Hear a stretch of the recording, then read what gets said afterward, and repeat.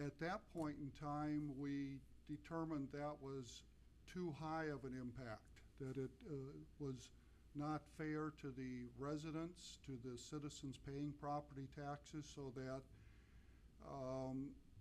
at that point in time we delayed some projects so that we took away some of that immediate impact on levy this year. But it's not because the city was broke. This would have been new tax levy. It would have been new money to the city, so it's not like we were spending money that we already had that we didn't have. It was reducing what new money we would bring in.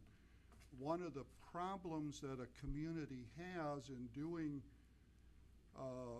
capital improvement projects such as streets and sidewalks is that under state code we are already maxed out at the tax levy that we can put forth. Every city in the state basically is already maxed out on the allowable tax levy. So what happens then is that in order to do those capital improvements, you have to go into debt. Now, if that makes sense, you need to take that up with your state legislators, but the only new money that we can bring in to work on sidewalks, to work on sewer plant, to work on sewer collection, to work on sidewalks, is to borrow money, pass a tax levy, which you would anyway, but then we turn around and we have to pay interest on it because we got to borrow the money. It doesn't make any sense, but in order for a community to improve itself and to maintain itself, that's where a lot of communities have had to go, is to issue debt levies. Now, again, going back, that's why we did that for our street project. Once we found out that that was too much of a burden on citizens at that point in time, we decided we were too aggressive with it at that point, and we reduced and backed off some of the projects for this fiscal year. Long story short, the city is not broke, and therefore the city can afford to give its employees a raise. One of the things we did change this year that helped give us some leeway is there are some levies within the code that we can use to pay for example, employee benefits. We were taking that out of the general levy. We have implemented the levy that's allowed to us to pay for those benefits, which then again freed up money from the general tax levy to work on some of the other projects. That was something that is allowable for us to do. We've never done it before. So we did that to free up some of our general levy money, general property tax. But city is not broke. The city is, in fact, has quite a few $1 million sitting. We've heard that comment before. I felt bad for our previous mayor. He went through the same comments that every time we did something, he was bankrupting the city. He was not. We're not any worse off than we were the mayor before that, and we're not any worse off now with the current mayor. So hopefully people have that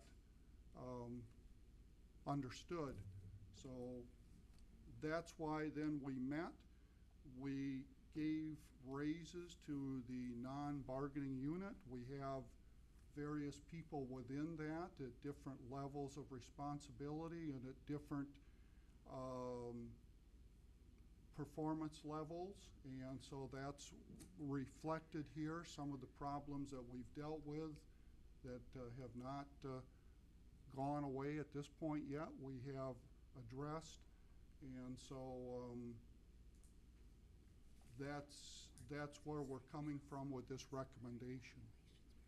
All that sounds pretty good, Bob. You know, all I know is people address me that we told them their taxes are going to go up way over $100, and this is what, two things that they're looking at. You can sit there and justify it all you want, but it cost me $100 extra in my tax money, and then I turn around and see somebody giving out raises,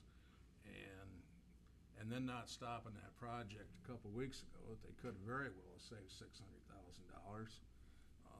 It doesn't make me feel like everybody's heart is in saving us any money. You see where I'm coming from? Well, I understand that, and I don't Okay. think our. That's the only point I got. Nope, I don't think our city employees should, bear. Well, the I don't burden think of they, I think what happened, what was suggesting is just a wage freeze for like a year.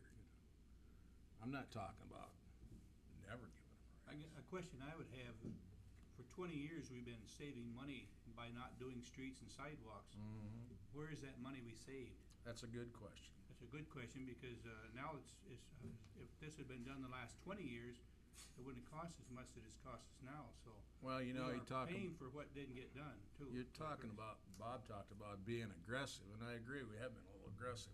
And I was all for the streets, and I still am for fixing the streets up. But I wasn't really in favor of fixing up as many, I guess, as what turned out to be. But I thought at the time, you know, maybe too many's better than none. We haven't done anything other than Sixth Avenue in 15 years.